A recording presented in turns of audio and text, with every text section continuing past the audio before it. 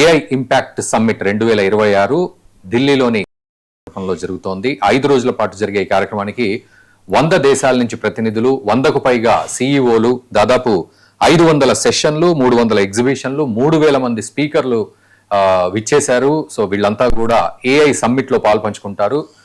ప్రపంచంలో 4వ అతిపెద్ద సమ్మిట్ గా ఏఐకి సంబంధించి ముందుగా యునైటెడ్ కింగ్డమ్, ఆ తర్వాత సౌత్ కొరియా, ఆ తర్వాత ఫ్రాన్స్, ఆ తర్వాత మన భారత్ లోనే జరుగుతోంది. ఇది నిజంగా మనకు గర్వకారణం. అండ్ ఏఐ పరంగా చూసుకున్నట్లయితే ప్రపంచానికి మార్గనిర్దేశనం చేసే దిశగా భారత్ కూడా అడుగులు వేస్తుంది ఈ సమ్మిట్ తర్వాత అనేది మనకు అర్థమవుతోంది. ఈ విశేషాలతో పాటు మరోవైపు లష్కరే తోయిబా తన ఉగ్రవాదులందరినీ కూడా అటు గాజాకు పంపించే ప్రయత్నం చేస్తోంది. ఇజ్రాయెల్ పట్టుకున్న బోట్లో ఈ ఉగ్రవాదులు బయటపడ్డారు.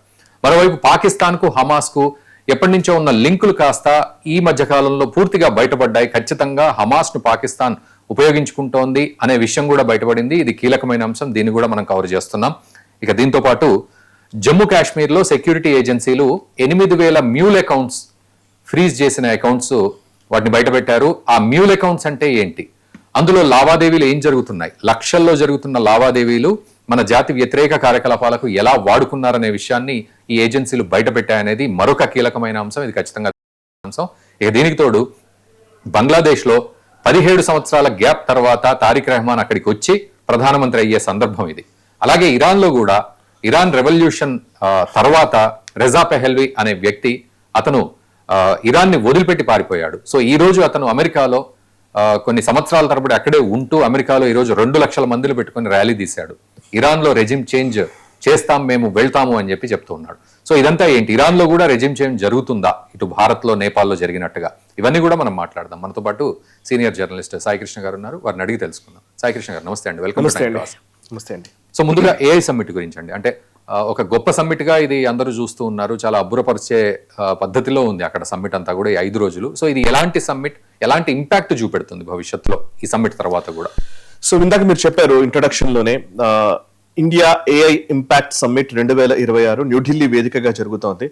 ఇది 16వ తేదీ నుంచి 20వ తేదీ వరకు 5 రోజుల పాటు నిర్వహించబోతున్నారు. ఇప్పటికే అక్కడ ట్రావెల్ రెస్ట్రిక్షన్స్ కూడా కొన్ని ఇచ్చారు. ముఖ్యంగా ఆ ఏరియాలో కొన్ని ఉండే విధంగా ట్రాఫిక్ ని డైవర్ట్ చేస్తూ న్యూఢిల్లీలో ఒక వాతావరణం అంతా కూడా చూస్తే ప్రపంచ దిగ్గజ నేతలతో లేదంటే ప్రముఖులతో నిండిపోయింది న్యూఢిల్లీ. అందులో తాజ్ ప్యాలెస్ లో ఒక రోజు అక్కడ ఉండాలంటే, బస చేయాలంటే రాత్రి ధర లక్షల్లో ఒక రాత్రికి వెచ్చిస్తున్నారంట. రేట్లు విపరీతంగా పెరిగిపోయిందంట తాజ్ ప్యాలెస్ లో. సో అట్లాంటి వాతావరణం ప్రస్తుతం మనం చూస్తున్నాం. అండ్ మీరు ఇందాక అన్నారు కరెక్ట్, ఇది నిజంగా భారత్ గర్వించదగ్గటువంటి ఒక సమ్మిట్ ఇది, దీంట్లో సందేహం అక్కర్లేదు. సో నాకు గుర్తుంది బాగా, ఇంతకు ముందు మీరు ఒక 30 ఏళ్ల క్రితం ఆర్థిక సంస్కరణలు వచ్చిన కొత్తలో, అంటే 1990s లో అప్పుడు ఐటీ బూమ్ మొదలైన టైంలో, ఇన్ఫర్మేషన్ టెక్నాలజీ పెరుగుతున్న టైము, సాఫ్ట్వేర్ రంగం అభివృద్ధి చెందుతున్న టైము, ఆ టైంలో మన దేశానికి సంబంధించి ముఖ్యంగా హైదరాబాద్, బెంగళూరు ఇట్లాంటి ముఖ్యంగా ఈ నగరాల్లో ఐటీకి సంబంధించి ఇక్కడ కొన్ని సంస్థలు నెలకొల్పడము, ఆ టైంలో ఉద్యోగాలు రావడమే చాలా గొప్ప విషయము. అండ్ ఒక్కసారిగా మార్కెట్స్ ఓపెన్ అయిన తర్వాత అమెరికా సంస్థలు ఇక్కడ పెట్టుబడులు పెట్టాలని, లేదంటే అమెరికాకి వెళ్ళి మా పిల్లలు ఉద్యోగాలు చేయాలని, ఇంజనీరింగ్ చదివిన వెంటనే అక్కడికి వెళ్ళి ఉద్యోగాలు చేయాలి, మంచి ఉద్యోగాల్లో స్థిరపడాలి అని కోరుకుంటున్నటువంటి తల్లిదండ్రులు తెలుసు మన అందరి జీవితాల్లో. 30 ఏళ్ల క్రితమే కాబట్టి జరిగింది అది. సో బట్ ఆ టైంలో ఏంటంటే ఐటీ బూమ్ నడుస్తున్న టైంలో కేవలం టాలెంట్ కి సంబంధించిన టాలెంట్ హైరింగ్ దేశంగానే మనది ఉంది. సో ఇక్కడ ఉన్నటువంటి టాలెంట్ ని వాళ్ళు హైర్ చేసుకోవడానికి మాత్రమే ఉండేది. సో అప్పుడు కూడా మనం Y2K లాంటి అద్భుతమైనటువంటి సమస్య ప్రపంచం మొత్తం గగ్గోలు పెడుతూ ఉంటే ఆ టైంలో Y2K సమస్యను నిజంగా పరిష్కరించింది మన తెలుగు వాళ్ళు, మన ఇండియన్స్ ముఖ్యంగా. సో అట్లాంటి సమస్యల్ని మనం ఈజీగా అధిగమించగలిగాం చాలా తక్కువ కాలంలోనే. ఇంజనీరింగ్ మన దగ్గర చదువు ఉంది, తెలివి ఉంది. ఓన్లీ థింగ్ ఇస్ మన దగ్గర ఆర్థికంగా బలంగా లేము. సో ఇక్కడ పెట్టుబడులు పెట్టడానికి వాటి కోసం మనం అరులు చాచిన సందర్భాలు అవి. ఐటీ బూమ్ టైంలో మనం కేవలం టెక్నాలజీని అందించడం వరకే పరిమితం అయ్యాం. బట్ ఇప్పుడు ఐటీ బూమ్ కాస్త ఈ రోజు ఆర్టిఫిషియల్ ఇంటెలిజెన్స్ సంబంధించినటువంటి ఒక కొత్త ట్రాన్సిషన్ వైపు అడుగులు వేస్తున్నాం. కాబట్టి రాబోయే నెక్స్ట్ తరాలన్నీ కూడా ఆర్టిఫిషియల్ ఇంటెలిజెన్స్ లో ఉంటాయి. కాబట్టి సో ఆర్టిఫిషియల్ ఇంటెలిజెన్స్ కి సంబంధించి ఒక లీడర్షిప్ రోల్ లోకి భారతదేశం వెళ్ళబోతోంది. దానికి సంకేతంగా ఈ సమ్మిట్ నిలిచింది. ఇందులో మీరు అన్నట్టుగా ఇందాక 100 దేశాలకు సంబంధించినటువంటి ప్రతినిధులు వస్తున్నారు, 20 దేశాలకు సంబంధించినటువంటి హెడ్స్ ఆఫ్ స్టేట్ ఆయా దేశాధినేతలు వస్తున్నారు, అండ్ 50 దేశాలకు పైగా మంత్రులు వస్తున్నారు, కీలకమైనటువంటి కేంద్ర మంత్రులు వస్తున్నారు, ఆ దేశాలకు సంబంధించిన మంత్రులు వస్తున్నారు. And Google, open AI, Microsoft, Nvidia ఇలా చెప్పుకుంటూ పోతే పెద్ద పెద్ద టెక్నాలజీ కంపెనీస్ అన్నిటికి సంబంధించినటువంటి అయితే సిఇఓలు, సిఓఓలు, లేదంటే ఫౌండర్స్, కో ఫౌండర్స్ ఇట్లా అందరూ వచ్చి ఇక్కడ వాళ్ళు ఉన్నారు. ఆర్టిఫిషియల్ ఇంటెలిజెన్స్ రాబోయే రోజు దిశగా అడుగులు పడుతున్న టైంలో, ఒక విప్లవాత్మకమైనటువంటి మార్పులు టెక్నాలజీ రంగంలో వస్తున్న టైంలో ఈ సమ్మిట్ మనం నిర్వహించడము, అది మన ఢిల్లీలో చేయడము నిజంగా చాలా గొప్ప పరిణామం. అందులో G20 సమ్మిట్ గతంలో నిర్వహించాం మనం. అప్పుడే మనం భారత్ మంటపం అనే ఒక దాన్ని మనం వేదికను ఏర్పాటు చేసుకున్నాము. సో ఇప్పుడు అదే భారత్ మంటపంలో గతంలో G20 సమ్మిట్ జరిగింది, ఇప్పుడు AA సమ్మిట్ జరుగుతోంది. సరే, ఇందులో ఏంటి భారత్ ఏం చేయబోతోంది, దీనివల్ల మనకి ఏం లాభం వస్తుంది అని అంటే కనుక, నెంబర్ 1 ఇమీడియట్ గా అయితే ఒక మానిటరీ లాభంలో చూస్తే, అంటే మన దగ్గర ఇన్వెస్ట్మెంట్లు వస్తాయా అనే కోణంలో చూస్తే ఒక $100 బిలియన్ వరకు ఇమీడియట్ గా లో మనకు ఇన్వెస్ట్మెంట్స్ వచ్చి రావడానికి ఆస్కారం ఉంది అనేది ఒక అంశం చర్చలోకి వస్తుంది.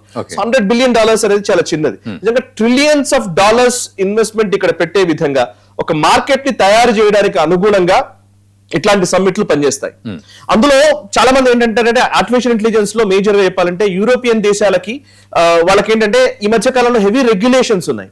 వాళ్ళకి రెగ్యులేషన్స్ ఎక్కువైపోవడం వల్ల చట్టపరమైనటువంటి పరిమితులు విపరీతంగా విధిస్తూ వస్తున్నారు టెక్నాలజీ కంపెనీస్ కి ముఖ్యంగా. అందులో మొన్ననే ఎక్స్ సంస్థకి అక్కడ వాళ్ళు చాలా రెగ్యులేటరీ ఇష్యూస్ రావడంతో ఎలాన్ మస్క్ చాలా అసహనం వ్యక్తం చేసిన పరిస్థితి. సో అట్లా చాలా కంపెనీలకి ఈ రెగ్యులేషన్ విషయాల్లో ఇబ్బందులు ఎదురవుతున్నాయి యూరోప్ లో, ముఖ్యంగా ఐరోపా దేశాల్లో. అటు యుఎస్ లో అయితేనేమో ఫ్రీ ఎకానమీ ఉండడంతో ఫ్రీ కార్పొరేట్ కల్చర్ ఉంది. ఒకవైపు ఫ్రీ మార్కెట్, ఒకవైపు యూరోప్ లోనేమో కొంత రెగ్యులేషన్స్ పెరిగిపోయిన పరిస్థితి. ఇటు చైనా విషయానికి వస్తే చైనానేమో ఓన్లీ స్టేట్ కంట్రోల్డ్ టెక్నాలజీ ఉంటుంది అక్కడ. అంటే ప్రభుత్వమే కంట్రోల్ చేస్తుంది మొత్తం వ్యవస్థని, ఇంకెవరు గ్రో అవ్వడానికి ఉండదు, ఇంకెవరు చేయడానికి ఉండదు. సో ఇట్లాంటి టైంలో ప్రపంచీకరణ జరుగుతున్న టైంలో ఓవైపు China state controlled system, Europe కి సంబంధించి రెగ్యులేటరీ ఇష్యూస్ ఉన్నాయి, యుఎస్ లో ఫ్రీ ఫ్లో ఆఫ్ థింగ్స్ ఉన్నాయి అనమాట. విపరీతమైనటువంటి విచ్చలవిడితనము, అంటే ఒక ఫ్రీ కార్పొరేట్ కల్చర్ ఉంది. ఈ మూడిటికి భిన్నంగా భారత్ ఒక కొత్త ప్రతిపాదనను తీసుకొస్తుంది ఏఐ సమ్మిట్ లో. అదే ఢిల్లీ డిక్లరేషన్ అని కూడా మనం అంటున్నాము. కొత్త ప్రతిపాదన అంటే ఇది అందరికీ ఆమోదయోగ్యమైనటువంటి ప్రతిపాదననే. అందులో మనం వాళ్ళు ఏం చెప్తున్నారంటే ఇన్నోవేషన్ ప్లస్ రెస్పాన్సిబిలిటీ. ఏదైనా సరే ఒక ఆవిష్కరణ జరిగితే ఆవిష్కరణ వరకే పరిమితం అవ్వడం కాదు, దాంతో పాటు బాధ్యత కూడా ఉండాలి. బికాస్ ఎందుకంటే ఇప్పుడు ఆర్టిఫిషియల్ ఇంటెలిజెన్స్ అనేది ప్రపంచాన్ని నిర్దేశిస్తుంది అని చెప్తున్నారు. మనుషులు అక్కర్లేకుండానే ఆర్టిఫిషియల్ ఇంటెలిజెన్స్ పనిచేస్తుంది అని అంటున్నారు. సో ఆర్టిఫిషియల్ ఇంటెలిజెన్స్ అనేది మనకు ఉపయోగపడే విధంగా ఉండాలి, కానీ మనల్ని శాసించే విధంగా ఉండకూడదు అనే ఒక సిద్ధాంతాన్ని, ఒక మౌలిక సూత్రాన్ని ఈ ఏఐ సమ్మిట్ ద్వారా భారత్ ప్రతిపాదిస్తోంది. అండ్ దీన్ని ఈవెన్ ఆయా దేశాల నుంచి కూడా ఒక అంగీకార ధోరణితోటే ముందుకు సాగుతున్నట్టుగా కనబడుతోంది. అందులో ఫస్ట్ టైం ఇంకోటి ఏంటంటే ఇందాక అన్నారు, చాలా పర్ఫెక్ట్ గా చెప్పారు, సౌత్ కొరియాలోనూ ఎక్కడో 2-3 దేశాల్లో జరిగినాయి ఇట్లాంటి.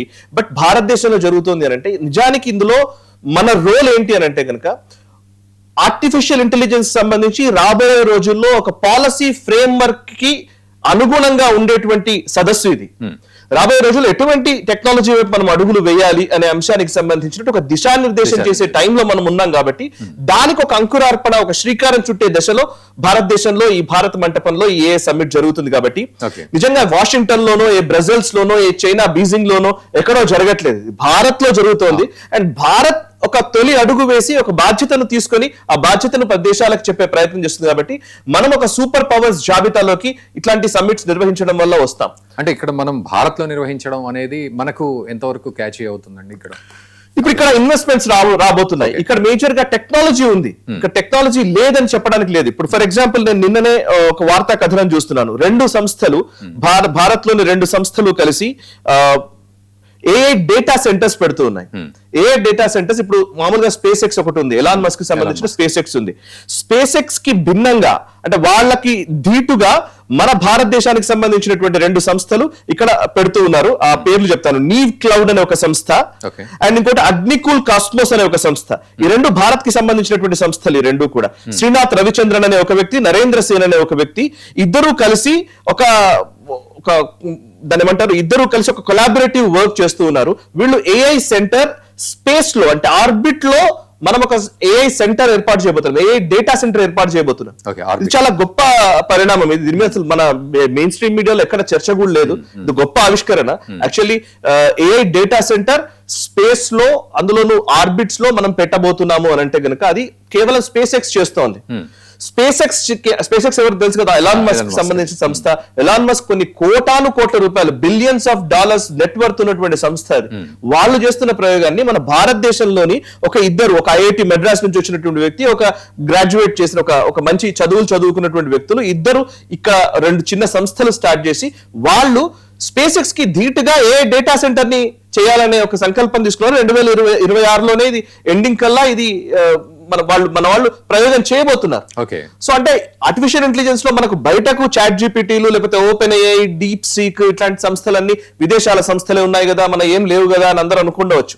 కానీ అంతకంటే మించి ఇంకా నెక్స్ట్ రాబోయే టెక్నాలజీస్ ని ఇప్పుడే మన వాళ్ళు ఊహించగలుగుతున్నారు. ఓన్లీ థింగ్ ఇస్ వాళ్ళకి ఎకో సిస్టమ్ లేదు, ఆ ఇన్ఫ్రాస్ట్రక్చర్ లేకపోతే కావాల్సినటువంటి వనరులు, కావాల్సినటువంటి ఫైనాన్షియల్ ఎకో సిస్టమ్ లేదు ఇక్కడ. సో దాన్ని డెవలప్ చేయాలంటే ఉపయోగపడతాయి. భారత ప్రభుత్వం దీనికి ఒక ఇనిషియేషన్ తీసుకొని వీళ్ళన్ని దేశాలకు సంబంధించిన ప్రతినిధుల్ని పిలవడము, వాళ్ళందరూ వచ్చి ఇక్కడ మాట్లాడుతూ ఉండడం, అండ్ ఇక్కడ మన టెక్నాలజీని మనం ఆవిష్కరించబోతున్నాం. ఫర్ ఎగ్జాంపుల్ మోదీ రెజీమ్ లో 2014 నుంచి 19 మధ్య డిజిటల్ ఇన్ఫ్రాస్ట్రక్చర్ ఫౌండేషన్ ఏర్పాటు చేశాం మనం. అంటే ఫర్ ఎగ్జాంపుల్ చిన్నవే డిజిటల్ ఫౌండేషన్ అంటే బ్యాంక్ అకౌంట్లు ఇవ్వడం.